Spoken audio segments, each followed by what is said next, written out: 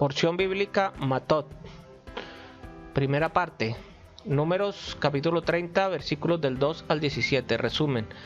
Elohim enseñó a Moche las leyes que gobiernan los modos en que una persona puede formular promesas y juramentos a Jehová. Comentario de la primera parte, domingo.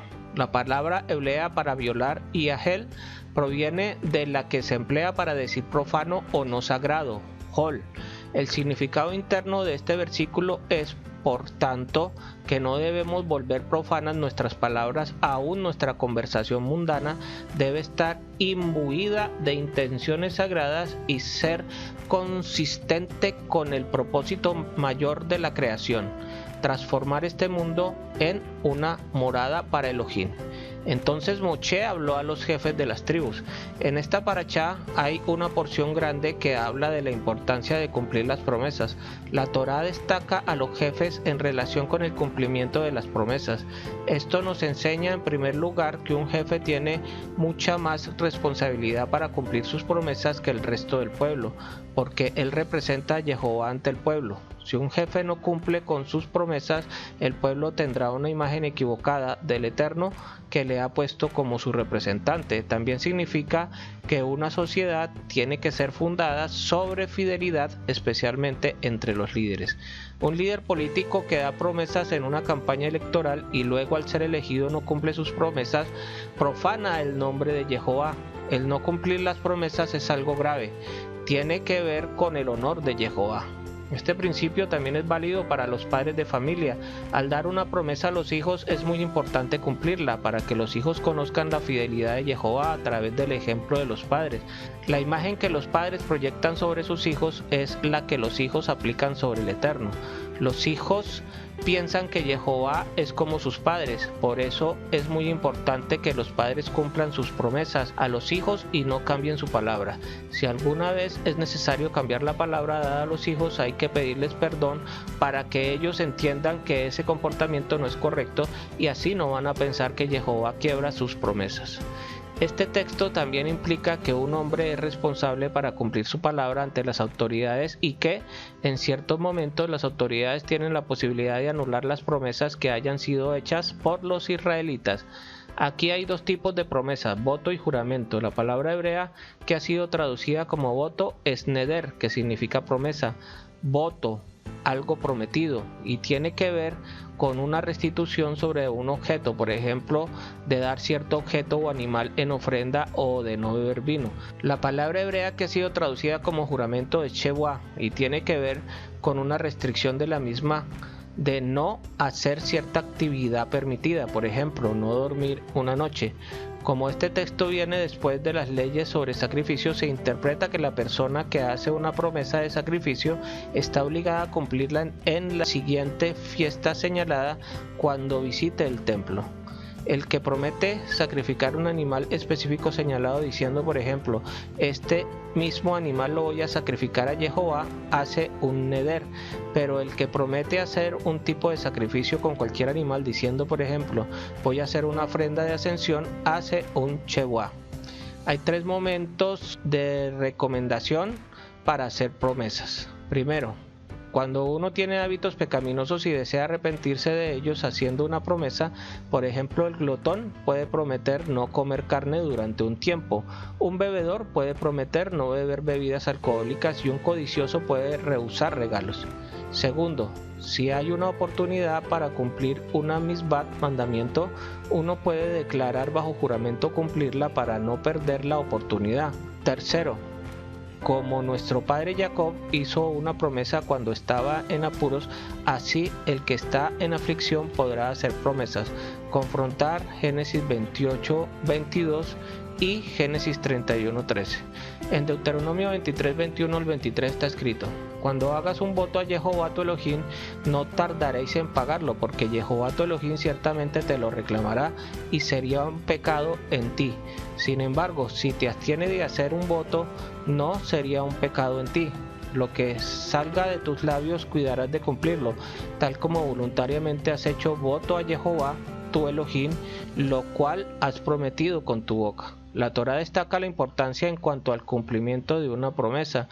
Es interesante ver la conexión entre perforar o herir y el hecho de no cumplir una promesa. El que no cumple su palabra causa una herida, una perforación en la imagen de Jehová. Si el hombre no cumple su palabra, causa una herida en su función de reflejar el carácter de Jehová, porque el Eterno no puede quebrantar su palabra y el hombre fue creado a su imagen.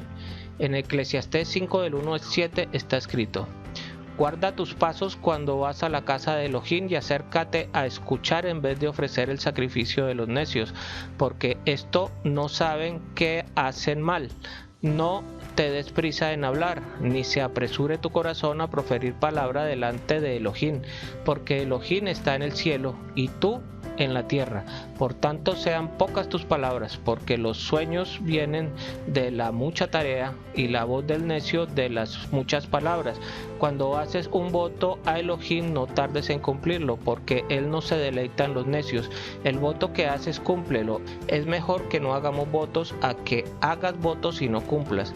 Tenemos que honrar las palabras que salen de nuestras bocas como el Eterno honra su palabra, como está escrito en Salmos 138:2.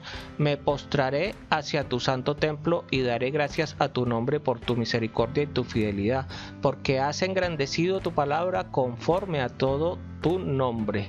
Jehová se ha atado a sí mismo con la palabra que salió de su boca. De la misma manera nosotros nos atamos con nuestras propias palabras, y en el caso de no cumplirlas estaríamos pecando.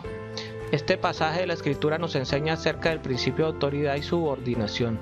Un varón está bajo la autoridad de los jefes. Una mujer adolescente está bajo la autoridad de su padre. Una mujer adulta soltera no está bajo la autoridad de su padre para la anulación de sus promesas.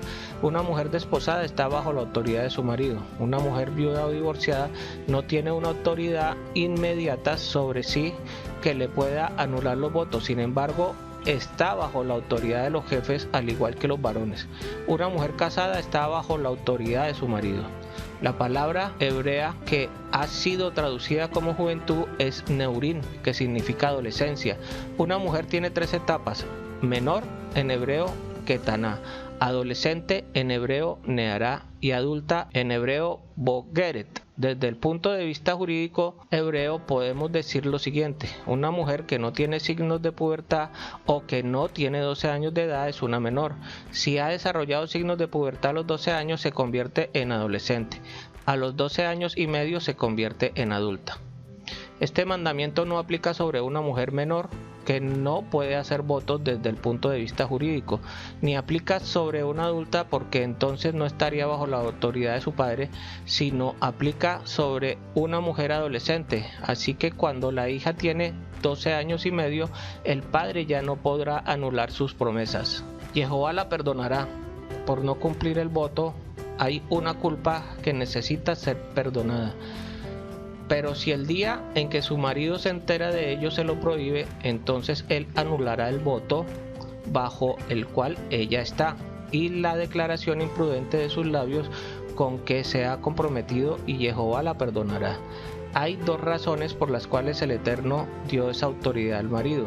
Primero, un voto dado por la desposada antes del desposorio o por la esposa después del casamiento podrá afectar la futura relación matrimonial, y por esto el esposo, para el bien de su familia, tiene la autoridad para deshacer ese voto. Segundo, el esposo tiene la responsabilidad de cuidar a su esposa y vigilar sobre el bienestar de ella.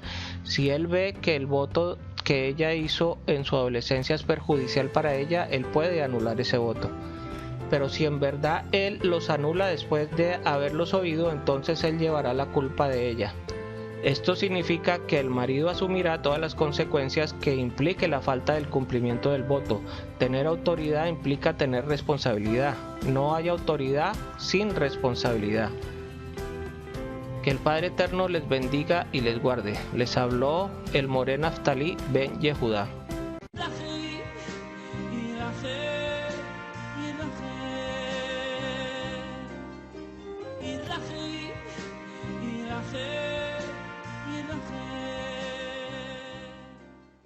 Si este estudio te ha sido de utilidad, te invito a suscribirte en nuestras redes sociales de YouTube, Facebook, TikTok e Instagram.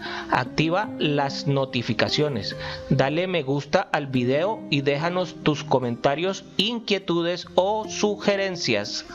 Shalom.